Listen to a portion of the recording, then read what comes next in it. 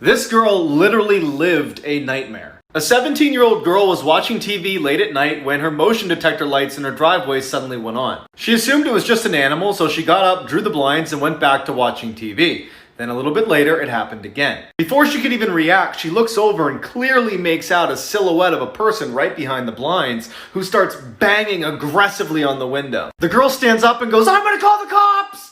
And the figure stops for just a second, sprints to the side door and starts pounding even louder on that, screaming incoherently. The girl runs to the bathroom, barricades herself inside while she waits for the police, and then her worst nightmares come true. She hears glass shatter in the other room. After a few minutes of silence, she opens her door just a crack to get a peek outside, and standing in her living room next to a broken window is some crazy old woman who looks over at her and starts sprinting toward her. The lady comes smashing into the door and starts wailing on it until the police arrive and take her away. She was a lunatic who had escaped her facility.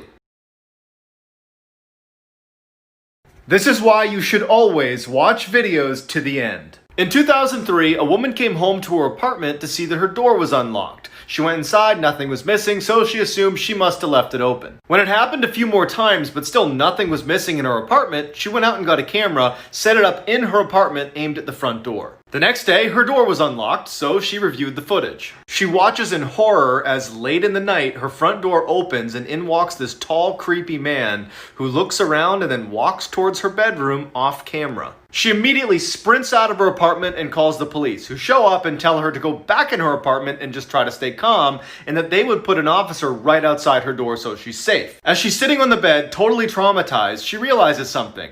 She only saw him enter her apartment on that video. She doesn't know if he actually left. As she's sitting there, she feels breathing on her ankles. She runs out, the cop comes in, and he finds the tall, creepy man under the bed holding a knife and a camera. The difference between best friends and regular friends. If you fall as your friend, I will help you up and then I might, giggle or something. But as your best friend, if you fall, I am going to be crying laughing. And once I finish laughing, then I'll help you get up. Friends ask you to come over. Best friends just... Hey, yo, I know you in there. Best friends can get away with a lot more than regular friends can. For instance, if I'm eating something and, I'm about to finish it and it's like the last bite and my best friend goes... and it falls out my hand, I'm gonna laugh. But now if my friend does that, I might just kill you. With friends, you have to keep in contact with them. You have to talk to them pretty consistently to keep the friendship going. With your best friend, y'all can go like 3 months with no conversation and then start talking again, and it's like you never stop talking. This is why parents should believe their kids. In 2010, a 15-year-old boy started to notice that the door to his attic, which was in his bedroom, was always open. One day, when his mom's giving him a hard time about being lazy, he's like, "Well, you're one to talk. You always leave my attic door open." She's like, "I haven't touched your attic door in months, and nobody else has either." Not easily frightened, the boy decides to leave the attic door open. And so he's laying in bed, and he kind of looks over at the door, and standing in the door frame is a figure staring right at him. He bolts, tells his parents, they don't believe him, and then 6 months later, they move anyway.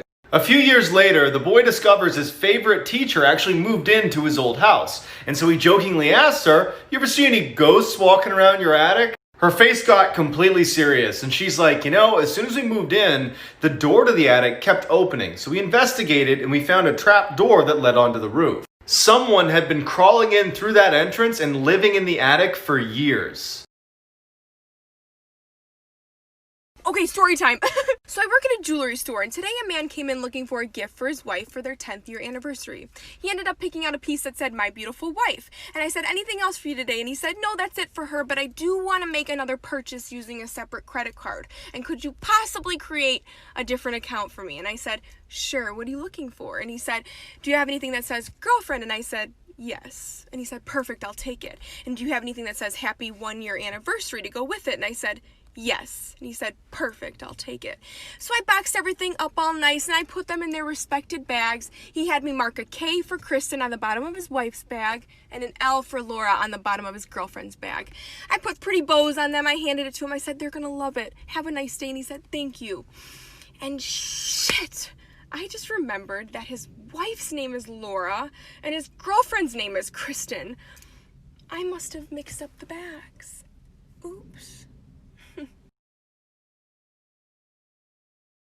My daughter Savannah is the CEO of faking illness to get out of school. So when she does not feel like being there, she will go to the nurse's office and complain to them that she is really not feeling good so that they call me and I have to go get her. Well, one day after this happens, I walk into the administrative office and everybody is really concerned because Savannah is sitting in a chair like so dramatically like, hi, Mom. And like when I saw her, I burst out laughing. I was like, oh my God, are you okay? And everybody looked at me like I was some really bad mom. Like, oh my God, why aren't you more concerned? But as we were walking out, she was walking really slow and actually didn't look good. So even I was a little concerned. I was like, oh my God, honey, are you okay? Until we got to the car when Savannah looks at me and goes, you know what, Mom? I feel better now. And I was like, Savannah, are you serious? And she's like, Mom, do you maybe want to go to Starbucks and have like a girls' day? And I was like, honey, what kind of question is that? You know I do. This lady's cheating on her husband. As they're going at it, they hear her husband's car pull up in the driveway. The guy says, oh my God, what are we going to do? The lady says, go in the living room. They get in the living room. She puts him in the corner, starts pouring baby powder all over him. He says, what the hell are you doing? She says, I'm going to make you look like a statue.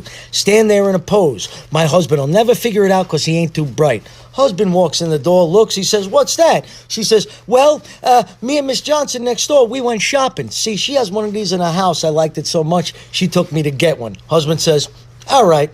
Later that night, the guy is still in a pose. He don't want to try to leave because he's afraid he's going to get caught. All of a sudden, the husband comes down the stairs, walks past the guy, goes into the kitchen, opens a beer, make a sandwich. He comes back out of the kitchen, walks up to the statue, hands him the beer and the sandwich. He says, look, I was stuck in that position for 2 days at Miss Johnson's house, and nobody gave me any food.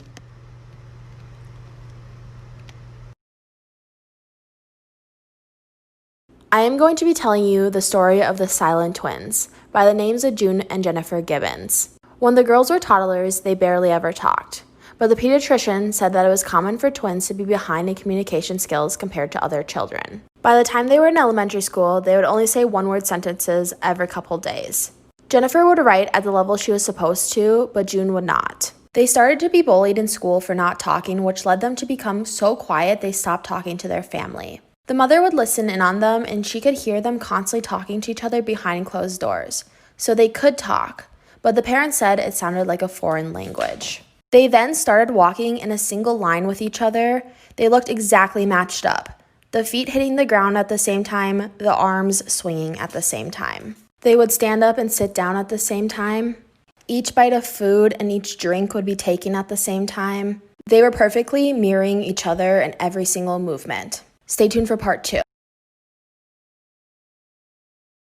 This is why you should be careful what you put in the mail. In 2015, a man was asked by his neighbor to collect his mail while he was gone for a few weeks. A few days later, a large package arrives on his neighbor's front porch. The man can barely lift it, but gets over to his garage where he accidentally drops it and hears something break inside. Hoping his neighbor would think the damage occurred en route, he closes his squeaky garage door and forgets about it. But over the next couple of days, whatever was in that package started to smell so bad that he decides to open it up. Inside were 2 very important finds: his neighbor, who was dead, and a camera that was still recording. The police bring the man in for questioning and show him what was on the camera inside the box. It starts with his neighbor talking to the camera about how excited he is to mail himself home for his YouTube channel. Then, police fast forward to the very end where they see that the neighbor is now sleeping in the box, and then suddenly gets dropped and you hear a crack, and that's his neck breaking. And then you hear a squeaky garage door close.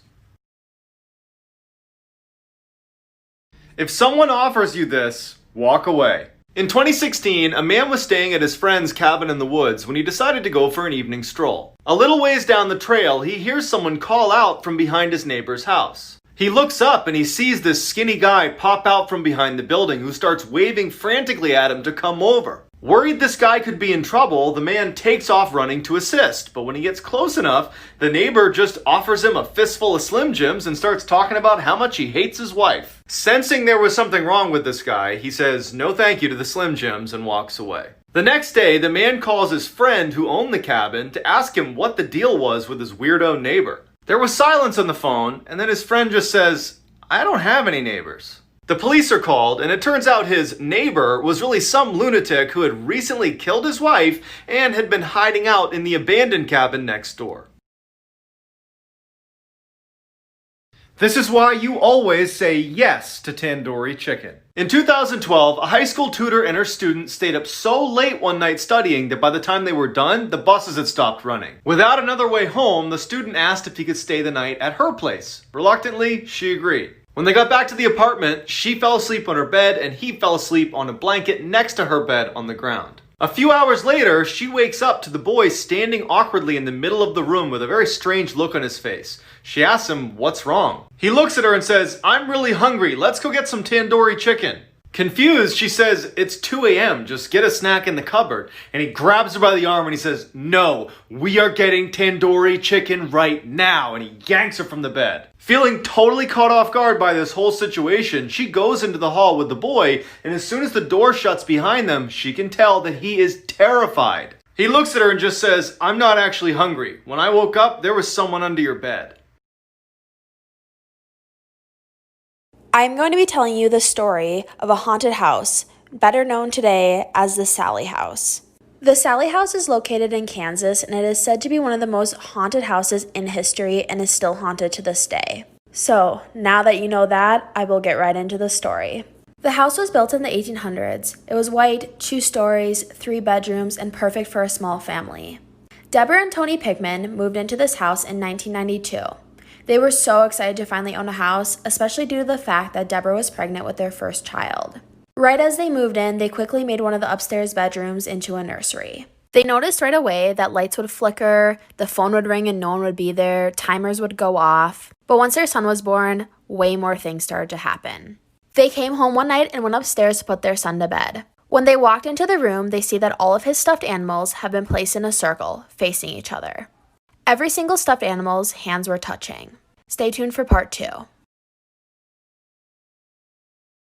So it's Friday night, it's Roxy's birthday weekend, and we're all going to her house for the first time ever for our group sleepover. So we get there, and honestly, everything seemed really normal at first. Roxy's house was really nice, and honestly, I was confused why she never wanted us there before. So then we start making banana bread, and all of a sudden, Laura jumps and screams and runs to the other side of the kitchen. She's like, "Did you guys feel that?" And we're all like, "What are you talking about, Laura?" She's like, "I swear something just touched my lower back." And Laura's face turned really pale, like she was genuinely scared. And we spend the next hour convincing her that no one was there, no one touched her back. So then we start watching a movie, Disturbia. Shout out to Shia LaBeouf. And Nina goes to the bathroom. And when she comes back, she's like, "Roxy, it looks like something upstairs is maybe leaking because there's this massive wet stain on your bathroom wall." And Roxy's like, "Oh, don't worry, that stain's always there." She's like, "We actually can't figure out where it's coming from. We've had plumbers come and they can't figure it out either. There's no drain or pipe or anything that could be causing a leak at that part of the house anyway." And then Roxy says, "But that's why we think our house is haunted." We all look at her kind of shocked, and she's like, "Yeah, that's why I never invited you guys to sleep over, because it can get kind of creepy." But honestly, at that point, I wasn't that creeped out until we went to bed, because that's when stuff started getting weird.